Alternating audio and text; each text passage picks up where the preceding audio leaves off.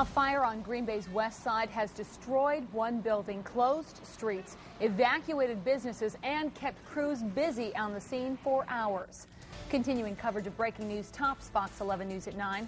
Good evening, everyone. Officials say everyone is accounted for, but one person was taken to the hospital with burns. Firefighters from Green Bay and several other departments who've been fighting the fire since about 3:30 this afternoon are still there tonight, surrounding the building that holds a couple of businesses on the first floor and 8 apartments on the second floor.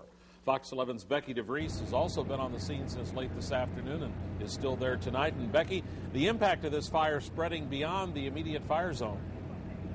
Well, that's exactly right, Tom. Part of the city's west side was intentionally without power for a little while tonight. That power outage, I'm told, is now isolated to just the block behind me, where you can see fire crews still on the scene. And I just talked with the fire department a couple of minutes ago. They say that from up there, firefighters can see flames still inside the building. Firefighters have been here for more than 5 hours now, and at one point every fire truck in Green Bay was here, and the city was even getting help from some nearby villages. Now, things have quieted down a little bit since this afternoon, but for the people who live in this building, the consequences of this fire will stretch well into the future.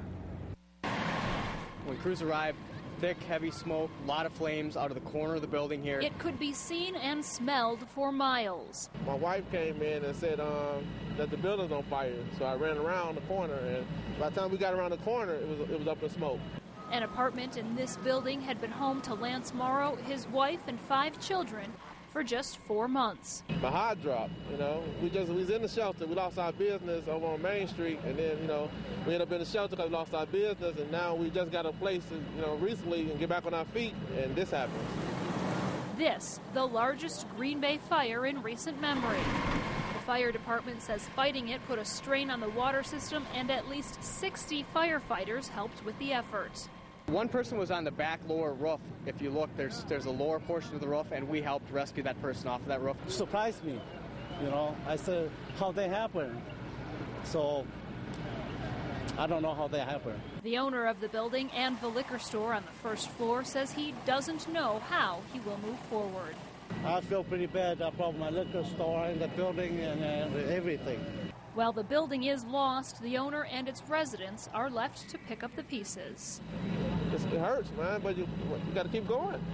You got to keep fighting, we was all, all this, when nobody injured, so that's the key. The other stuff, material stuff, we can get back,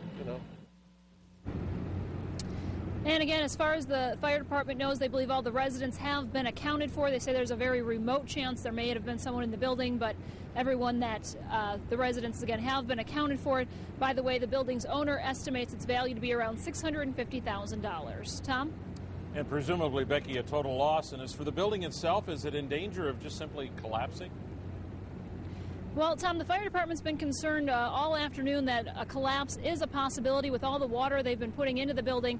Some of these hoses are capable of putting 1,000 gallons of water a minute onto the building. So the fire department is keeping a close eye on that, and they will at some point be testing the building to see if it's even safe for them to go inside once the fire is done and test it and investigate. If they're not able to get inside the building, then they'll have to investigate the cause of the fire in some other ways.